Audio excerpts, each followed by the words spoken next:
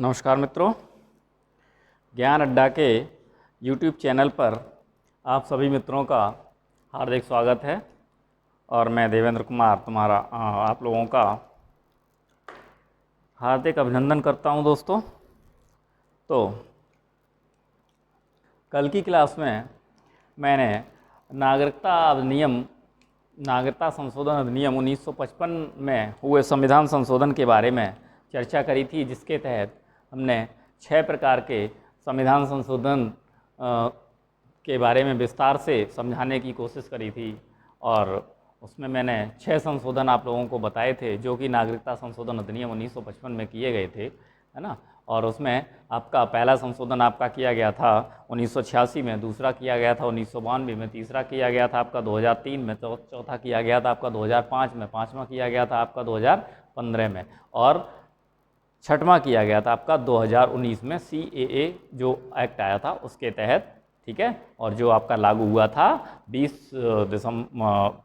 10 जनवरी 2020 को लागू हो गया था, ठीक है। और 10 दिसंबर 2019 को लोकसभा में पेश किया गया था, और 11 दिसंबर 2019 को राज्यसभा में पारित किया गया था, और 12 दिसंबर 2019 को राष्ट्रपति की उस पर मोहर लगी थी। 10 जनवरी 2020 से वह लागू कर दिया गया था। और किसके बारे में था? जो कि पाकिस्तान से आए हुए, पाकिस्तान, अफगानिस्तान और बांग्लादेश से आए हुए हिंदू, जैन, बौद्ध, सिख, ठीक है, ईसाई, ये लोग जो भारत में आकर बस गए थे 2014 यानी 31 दिसंबर 2014 से पहले, या 31 दिसंबर 2014 तक जो भारत में आ गए थे, उन्हें भारत की नागरिकता दी जाएगी।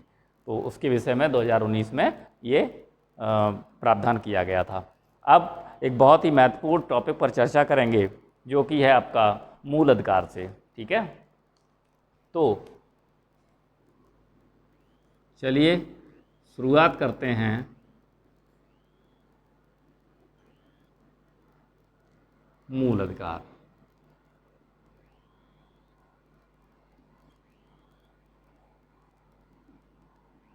ठीक है, अनुच्छेद 12 से 35 तक, ठीक है, अनुच्छेद 12 से 35 तक आपके मूल अधिकार हैं, ठीक है। तो इसमें अगर हम मूल अधिकार की बात करें तो अनुच्छेद 12 में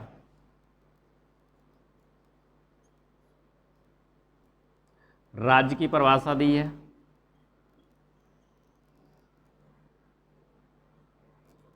और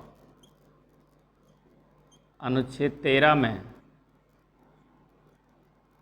विधि यानी कानून की परिभाषा दी गई है, ठीक है। तो इससे पहले हम कुछ बेसिक बातें इसकी डिस्कस कर लें, ठीक है। तो मूल अधिकार कहाँ से लिए गए, इनकी प्रकृति कैसी है, वगैरह वगैरह, ये सारी बातें पहले हम डिस्कस कर लें, उसके बाद में फिर अनुच्छेद 12 से स्टार्ट करते हैं, ठीक है। तो बात करते हैं मूल अधिकार। तो मूल अधिकार जो है वो आपका कहाँ से लिया गया है, ठीक है।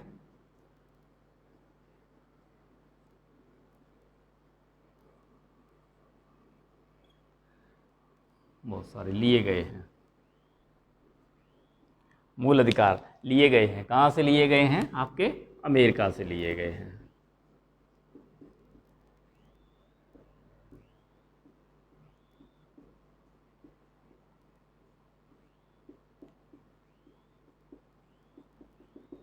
ठीक है।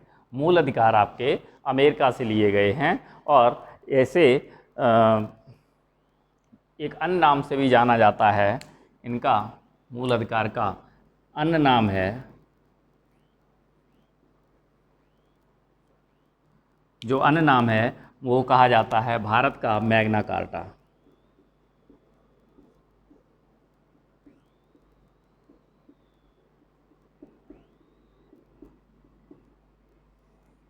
ठीक है। इसे भारत का मैग्ना कार्टा के नाम से भी जाना जाता है, ठीक है। और जो मैग्ना कार्टा का जो अर्थ है, चलो वो भी लिख देते हैं।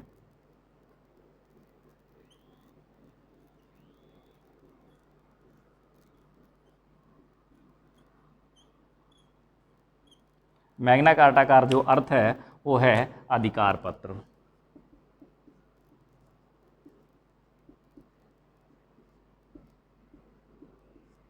ठीक है, मैग्ना कार्टा का अर्थ जो होता है वो होता है आपका अधिकार पत्र। और इसे सर्वप्रथम प्रयोग जो किया गया है वो ब्रिटिश के प्रधानमंत्री ने किया है, सर जॉन ने। ठीक है, कब किया गया था? 1215 ईस्वी में। ठीक है, तो लिख सकते हैं इसको, सर्वप्रथम प्रयोग।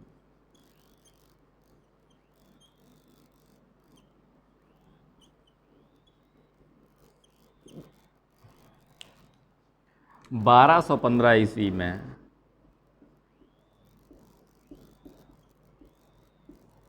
ब्रिटिश सम्राट जो सर जॉन था उसने प्रयोग किया था। ठीक है,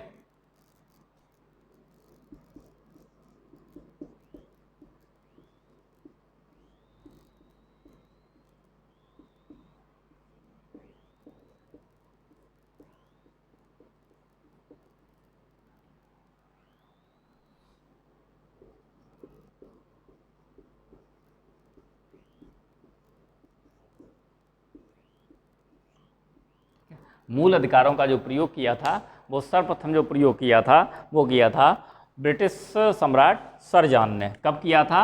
1215 ईस्वी में। ठीक है, ब्रिटिश सम्राट सर जॉन ने 1215 ईस्वी में इसका प्रयोग किया था। और लिखित रूप में जो उल्लेख किया गया है,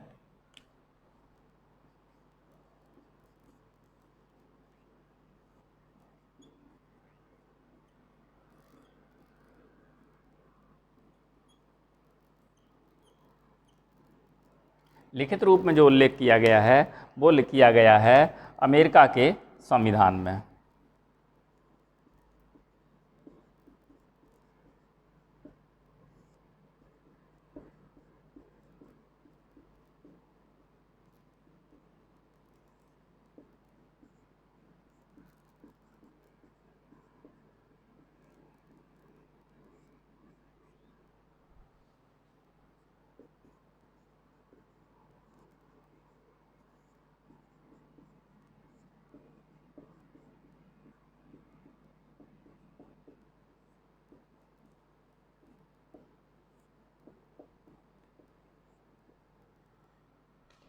अमेरिका के संविधान में सर्वप्रथम लिखित रूप में प्रयोग किया गया। ठीक है,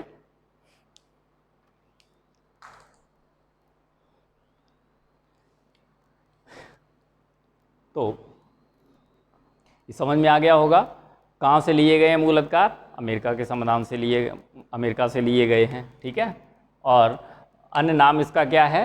भारत का मैग्ना कार्टा है। और मैग्ना कार्टा का अर्थ क्या है? अधिकार पत्र। ठीक है, यानी कि भारत का अधिकार पत्र है ये। और मैग्ना कार्टा का अर्थ अधिकार पत्र। सर्वप्रथम प्रयोग किसने किया था? ब्रिटिश शासक यानी ब्रिटिश सम्राट सर जॉन ने। कब किया था? 1215 ईस्वी में किया था। ठीक है, और सर्वप्रथम इसका लिखित रूप से उल्लेख कहाँ किया गया है? वो किया गया है आपका सर्वप्रथम अमेरिका के संविधान में। ठीक है,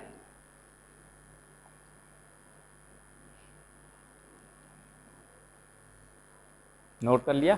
चलिए आगे चलते हैं।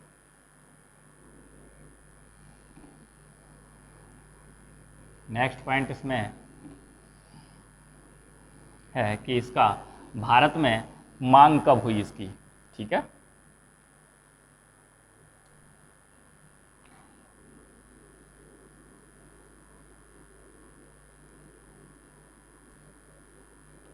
भारत में जब मांग हुई वो हुई है, नेहरू ने की है 1928 में। ठीक है,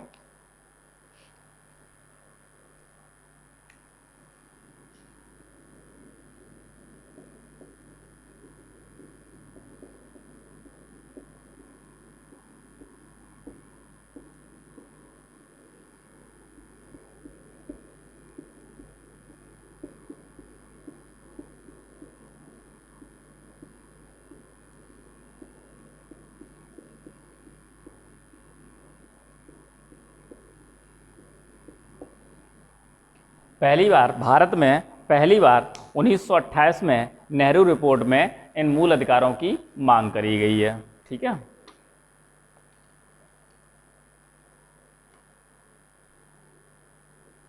ठीक है। और इसको भारत में ना लिख के भारत की संविधान सभा में लिखिए आप।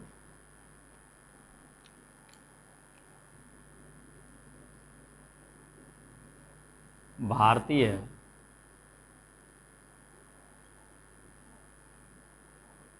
संविधान सभा में, ठीक है। भारतीय संविधान सभा में पहली बार 1928 में नेहरू रिपोर्ट के माध्यम से मांग करी गई, किसकी? मूल अधिकारों की। ठीक है, और इस पर 2 समितियां भी गठित करी गई थी। ठीक है,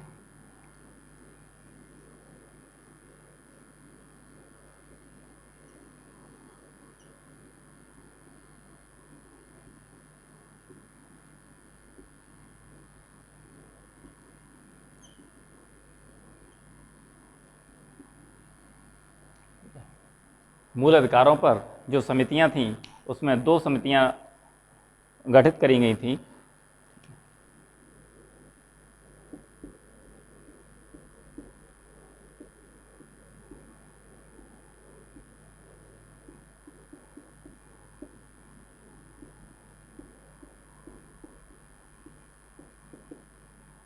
कौन कौन सी? एक तो थी आपकी नेहरू मौलिक अधिकार समिति और एक थी आपकी तदर्थ मौलिक अधिकार समिति। ठीक है,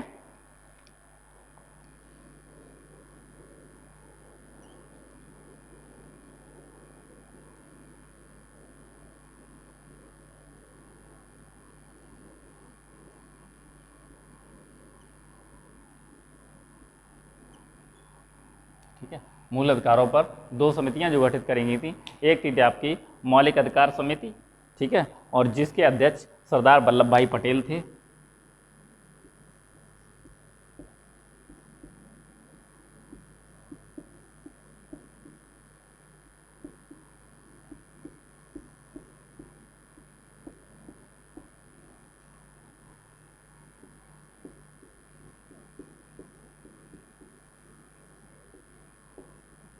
ठीक है, और दूसरी थी तदर्थ मौलिक अधिकार समिति, जिसके अध्यक्ष थे आपके JB कृपलानी।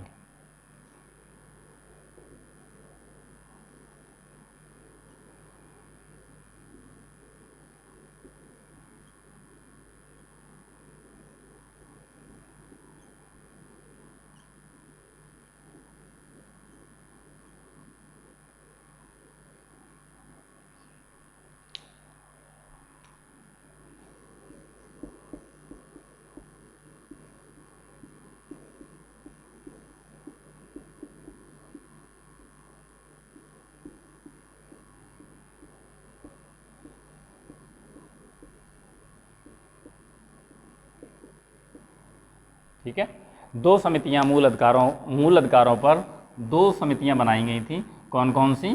आपकी एक थी आपकी मौलिक अधिकार समिति, जिसके अध्यक्ष सरदार वल्लभ भाई पटेल थे, और दूसरी थी आपकी तदर्थ मौलिक अधिकार समिति, जिसके अध्यक्ष आपकी JB कृपलानी थे। ठीक है, नोट कर लीजिए।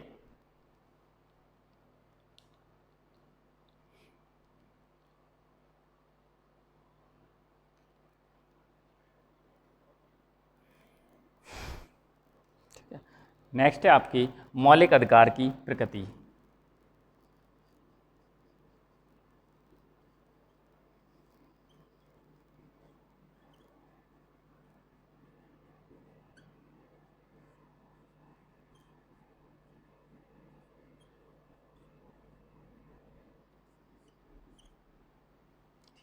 मौलिक अधिकारों की प्रकृति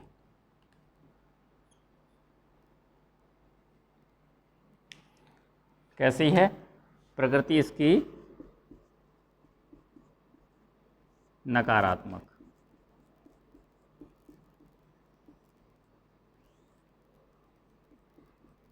ठीक है, नकारात्मक क्यों है? क्योंकि यह अधिकार राज्य के विरुद्ध प्रदान किए गए हैं, इसलिए इनकी प्रकृति नकारात्मक है। ठीक है, क्योंकि ये राज्य के विरुद्ध प्रदान किए गए हैं। लिख ले, क्योंकि यह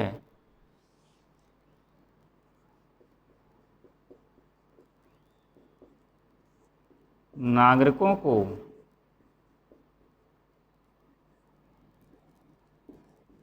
राज्य के विरुद्ध प्रदान किए गए हैं। ठीक है, प्रकृति कैसी है इनकी? नकारात्मक है। और क्यों नकारात्मक है? क्योंकि ये नागरिकों को राज्य के विरुद्ध प्रदान किए गए हैं। ठीक है,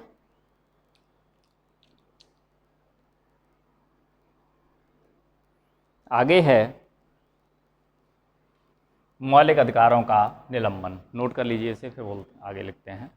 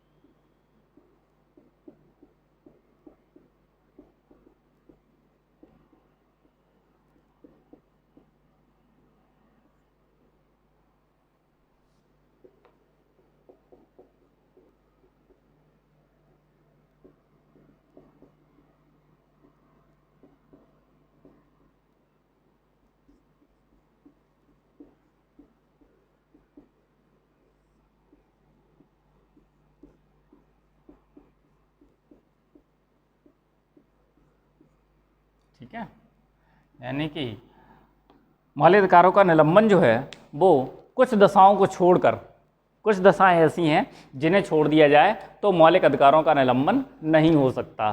ठीक है, कौन कौन सी वे दशाएं हैं वो भी देख लेते हैं। जैसे अनुच्छेद 33,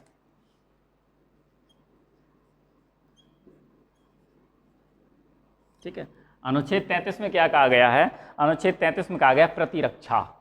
प्रतिरक्षा मतलब यानी कि सेना के सदस्यों के संबंध में। ठीक है,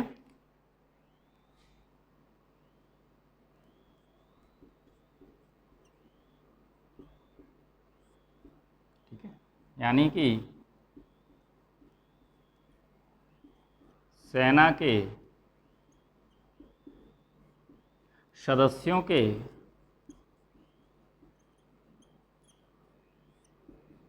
संबंध में। ठीक है, यहाँ पर अनुच्छेद 33 के प्रतिरक्षा के रूप में जो आपका मौलिक अधिकार है वो निलंबित हो जाएगा। यानी कि अगर सेना को लगता है कि कोई देशद्रोह होने वाला है या कोई आतंकवादी छिपा है तो उसको सेना कभी भी बिना किसी नोटिस के उसको पकड़ सकती है, उस पर कार्रवाई कर सकती है ना। तो उसके प्रतिरक्षा के संबंध में जब प्रतिरक्षा की बात आ जाती है तो मौलिक अधिकार निलंबित हो जाते हैं। ठीक है, अनुच्छेद 33, ये 33 है। ठीक है,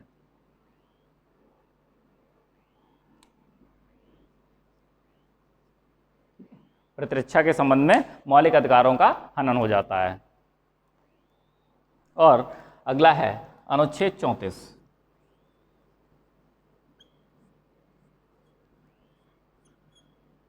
ठीक है, जब सेना विधि लागू हो।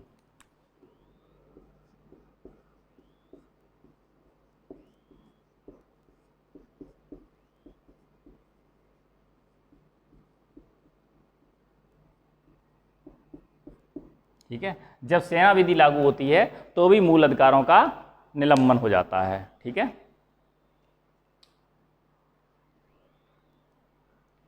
और फिर है अनुच्छेद 368,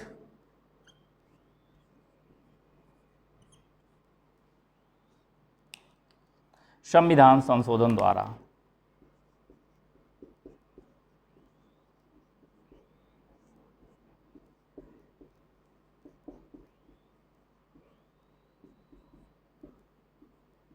ठीक है।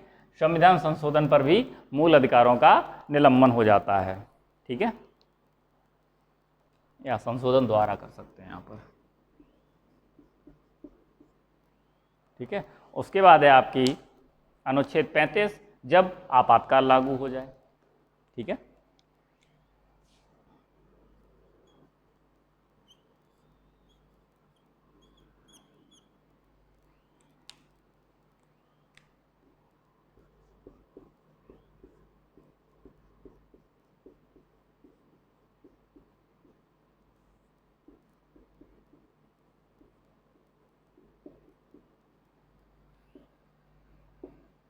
ठीक है।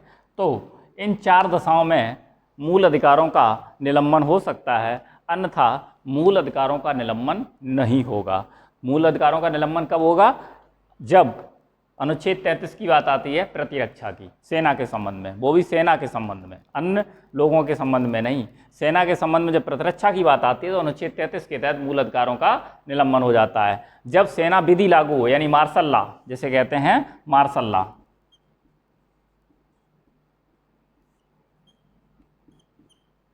ठीक है, मार्शल लॉ जब लागू होता है तो भी अनुच्छेद 34 के तहत मूल अधिकारों का निलंबन हो जाता है। उसके बाद अनुच्छेद 368, संविधान में संशोधन कर दिया जाए, संविधान के संशोधन के द्वारा भी मूल अधिकारों का निलंबन हो जाता है। उसके बाद फिर आपका अनुच्छेद 35, अनुच्छेद 35 जब आपातकाल लागू हो, जब आपातकाल लागू होता है तो आपातकाल का 3 अनुच्छेदों के तहत लागू होता है, 352, 356 और 360 के तहत। तो वो आपातकाल जब लागू किया जाता है तो भी मूल अधिकारों का निलंबन हो जाता है। ठीक है। ये तो थे आपके मूल अधिकारों से संबंधित विशिष्ट बातें जो कि परीक्षा में अक्सर पूछी जाती हैं, और मोस्टली कोचिंग्स जो हैं आपकी, मोस्टली कोचिंग्स में ये बातें नहीं बताई जाती, है ना। मैं कोशिश करता हूँ आपकी कंपटीशन का एक भी क्वेश्चन छूट ना पाए, तो नोट कर लीजिए। इसके बाद आते हैं अनुच्छेद 12 पर। चलिए,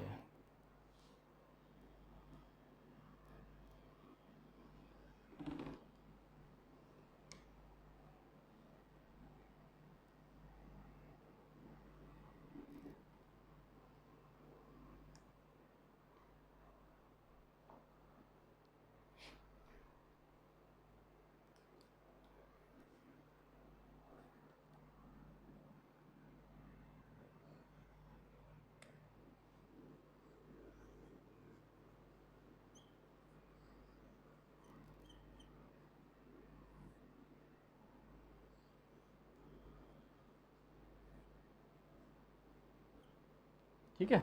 अनुच्छेद 12 में राज्य की परिभाषा दी गई है। ठीक है, यानी कि कौन कौन से राज्य होंगे, है ना। तो राज्य में आपका संसद, ठीक है, संसद राज्य है, केंद्र सरकार राज्य है, राज्य सरकार राज्य है, विधानमंडल राज्य है, और जो आपके प्रमुख पदाधिकारी हैं वो राज्य हैं, जितने भी सरकारी कर्मचारी हैं वो राज्य हैं, सरकार के अधीन जितने भी लिमिटेड कंपनियां हैं वो राज्य हैं, LIC राज्य है, मतलब जो भी सरकार के अंडर में अर्ध सरकारी चीज़ें भी वो भी राज्य हैं। ठीक है, कोई भी नागरिक जो सरकारी सेवा ले रहा है वो राज्य है। ठीक है, तो इस तरह से राज्य की परिभाषा दी गई है। ठीक है, एक वाद आया था उमेश बनाम BN सिंह वाद 1968 में। ठीक है, इसमें सुप्रीम कोर्ट ने बताया, मतलब राज्य को परिभाषित किया था। ठीक है, और सुप्रीम कोर्ट ने जो राज्य को परिभाषित किया था वो था आपका नगरपालिका राज्य है, इलेक्ट्रिसिटी बोर्ड राज्य है, और कोर्ट इलेक्ट्रिसिटी बोर्ड राज्य है, विश्वविद्यालय राज्य हैं, लेकिन इसमें प्राइवेट विश्वविद्यालय नहीं आते हैं, ध्यान रहे। जो सरकार से संचालित विश्वविद्यालय हैं वो सारे राज्य हैं, पंजीकृत कंपनियां राज्य हैं, है ना, सहकारी समितियां वो भी राज्य हैं, है ना, और आपकी भारतीय जीवन बीमा निगम राज्य है, ठीक है, जिसे LIC कहते हैं। यूनाइटेड इंश्योरेंस कंपनी राज्य है, ठीक है, और आपका तेल और प्राकृतिक गैस निगम राज्य है, ठीक है, और आपका जो भारतीय इस्पात निगम राज्य है, ठीक है, ये सारे राज्य हैं, है ना। और जो आपकी वैज्ञानिक औद्योगिक परिषद है वो भी राज्य है, ठीक है, और आपके जितने भी राष्ट्रीयकृत बैंक हैं, राष्ट्रीयकृत जितने भी बैंक हैं वो भी राज्य हैं, ठीक है, और आपके स्टॉक एक्सचेंज वो भी राज्य है, ठीक है, स्टॉक एक्सचेंज वो भी राज्य है।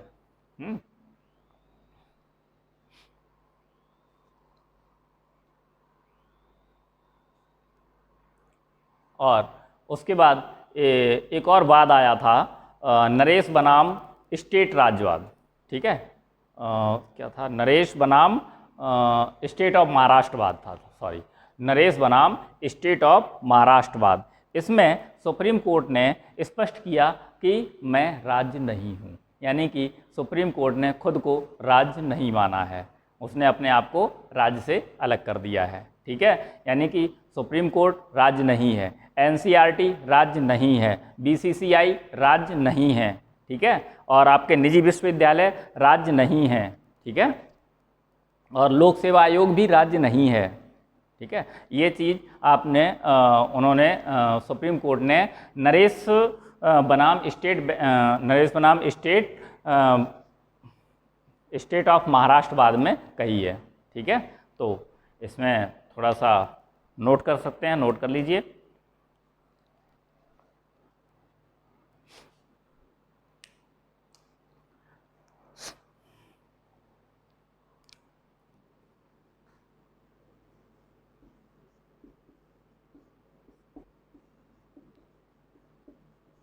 उमेश बनाम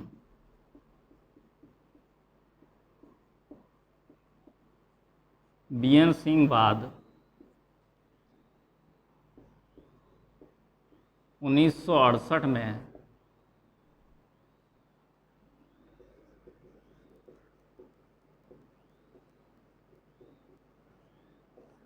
सुप्रीम कोर्ट ने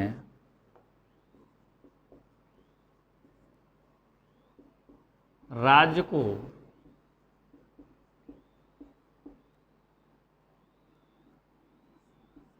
परिभाषित किया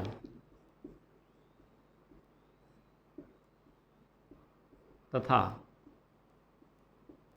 कहा कि, अब क्या कहा, कौन कौन से राज्य बताए, वो उन्होंने बताया कि नगरपालिका,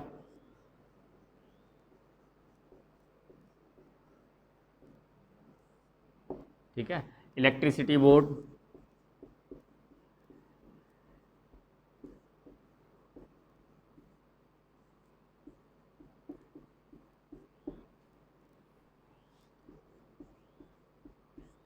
तेल तथा गैस आयोग,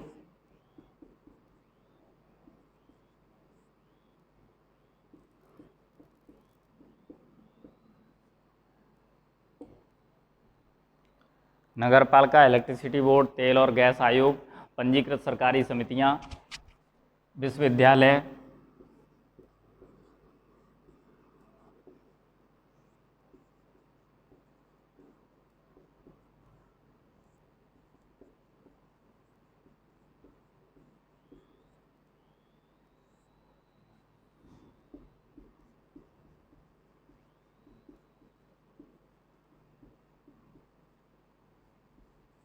विश्वविद्यालय, ठीक है। इसमें निजी विश्वविद्यालय नहीं आते हैं, याद रहे, लिख लेते हैं, चलो याद रहेगा आप लोगों को इतना, ठीक है। औद्योगिक वित्त निगम,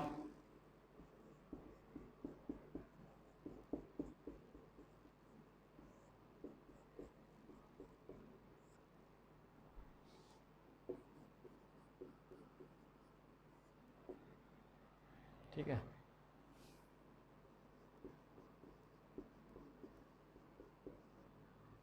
हैदराबाद स्टॉक एक्सचेंज,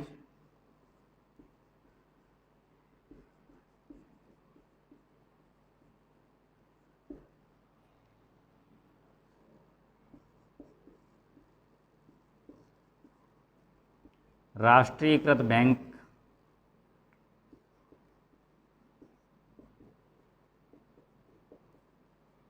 राष्ट्रीयकृत सभी बैंक, ठीक है, LIC,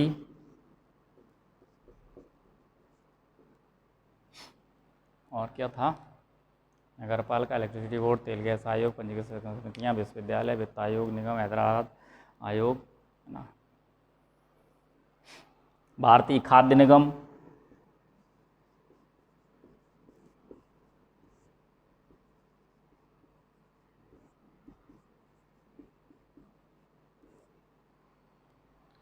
भारतीय इस्पात निगम,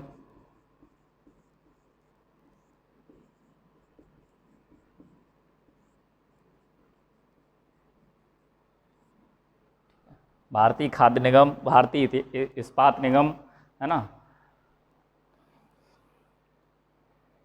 यूनाइटेड इंडिया इंश्योरेंस,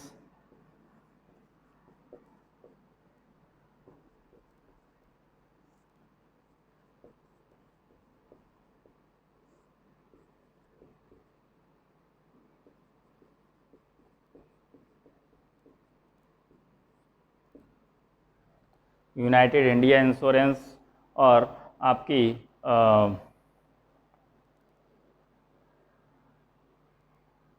वैज्ञानिक और औद्योगिक परिषद,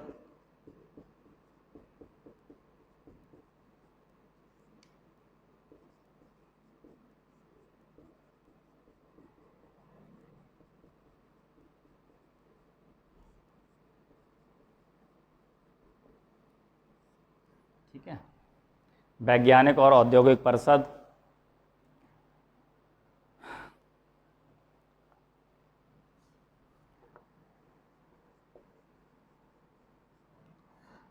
सरकार के अधीन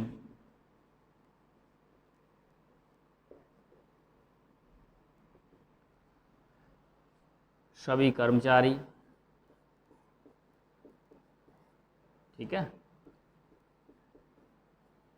आदि राज्य हैं, ठीक है। तो राज्य की परिभाषा देते हुए कहा कि ये सभी चीज़ें, ये सब राज्य हैं, ठीक है। कोई भी अगर आप सरकारी कर्मचारी है तो वो भी राज्य है, कोई भी सरकार से वित्त पोषित संस्था है वो राज्य है, ठीक है। आपको इतनी चीज़ें मैंने लिखवा दी हैं, बाकी की एक आध छूट गई हो तो वो बाद में देख लेंगे, ठीक है। नगर पालिका हुआ, इलेक्ट्रिसिटी बोर्ड हुआ, तेल तथा गैस आयोग हुआ, पंजीकृत सरकारी समितियां हुई, विश्वविद्यालय हुए, औद्योगिक वित्त एवं औद्योगिक वित्त निगम हुआ, हैदराबाद स्टॉक एक्सचेंज हुआ, राष्ट्रीयकृत बैंक हुए, LIC हुई, भारतीय खाद्य निगम हुआ, भारतीय इस्पात निगम हुआ, है ना, यूनाइटेड इंडिया इंश्योरेंस हुई, वैज्ञानिक तथा औद्योगिक परिषदें हुई, है ना, सरकार के अधीन सभी जितने भी कर्मचारी हैं वो सभी राज्य हैं। ये कहाँ पर परिभाषित किया गया था? उन्हें उमेश बनाम BN सिंह बाद 1968 में, ठीक है, उमेश बनाम BN सिंह बाद 1968 में सुप्रीम कोर्ट ने राज्य को परिभाषित किया है।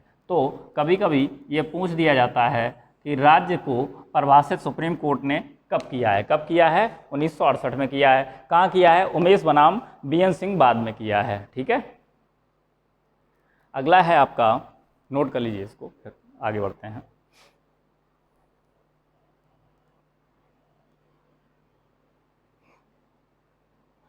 चलिए,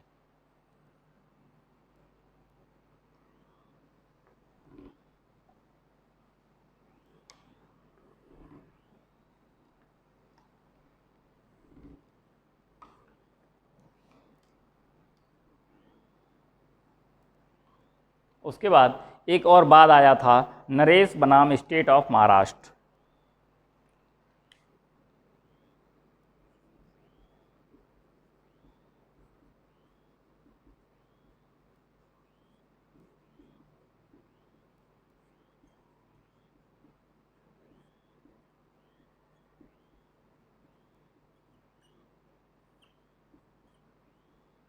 है। नरेश बनाम स्टेट ऑफ महाराष्ट्र, इसमें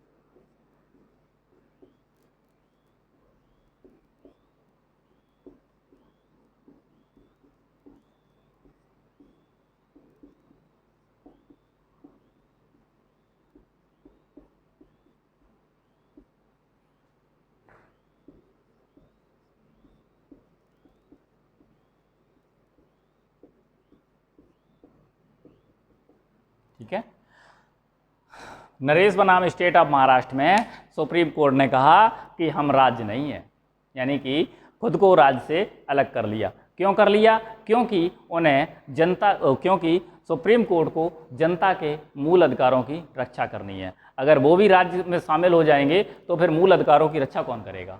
इसलिए सुप्रीम कोर्ट ने साफ कह दिया, नरेश बनाम स्टेट ऑफ महाराष्ट्र वाले केस में साफ कह दिया कि मैं राज्य नहीं हूं। ठीक है, और कौन कौन से राज्य नहीं हैं? लोक सेवा आयोग, ठीक है,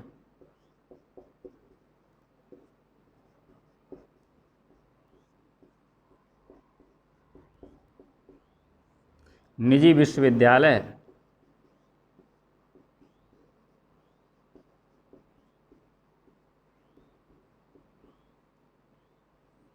बीसीसीआई, ठीक है, ये भी राज्य नहीं है। ठीक है, यूपीएससी,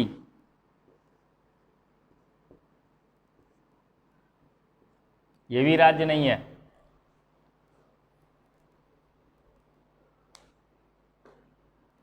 अच्छा, एक चीज और रह गई, एनसीईआरटी,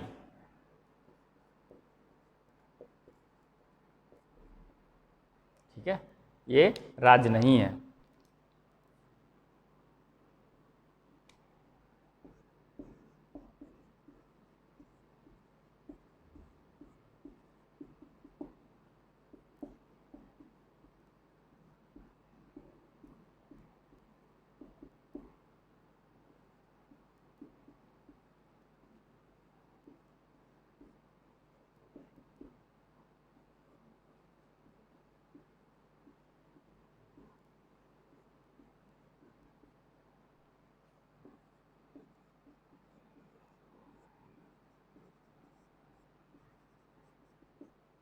ठीक है, लोक सेवा आयोग राज्य नहीं है, निजी विश्वविद्यालय राज्य नहीं है, बीसीसीआई राज्य नहीं है, यूपीएससी राज्य नहीं है, एनसीईआरटी राज्य नहीं है। इन सभी को कोर्ट ने मना कर दिया। ठीक है, कब किया? नरेश बनाम स्टेट ऑफ महाराष्ट्र में। नरेश बनाम स्टेट ऑफ महाराष्ट्र में इन चीज़ों को, इन संस्थाओं को राज्य मानने से इनकार कर दिया, है ना। और खुद भी राज्य, मतलब खुद भी राज्य नहीं है। इसी बाद में कहा कि हम खुद भी राज्य नहीं हैं, बाकी आपके लोक सेवा आयोग, निजी विश्वविद्यालय, बीसीसीआई, यूपीएससी और एनसीईआरटी, ये भी राज्य नहीं है। इन सभी को राज्य मानने से इनकार कर दिया। ठीक है, तो ये रहा आपका अनुच्छेद 12। और अब जो है अनुच्छेद 13 काफ़ी बड़ा है, उसे हम कल विस्तार से चर्चा करेंगे और अच्छे से उसको समझाना पड़ेगा, क्योंकि अनुच्छेद जो 13 जो है वो आपकी अनुच्छेद 32 के समकक्ष बात करता है। ठीक है, तो वो थोड़ा इम्पॉर्टेंट है, इसलिए इसको कल समझाएंगे। तब तक के लिए आप लोगों का बहुत बहुत धन्यवाद। मिलते हैं कल इसी टाइम।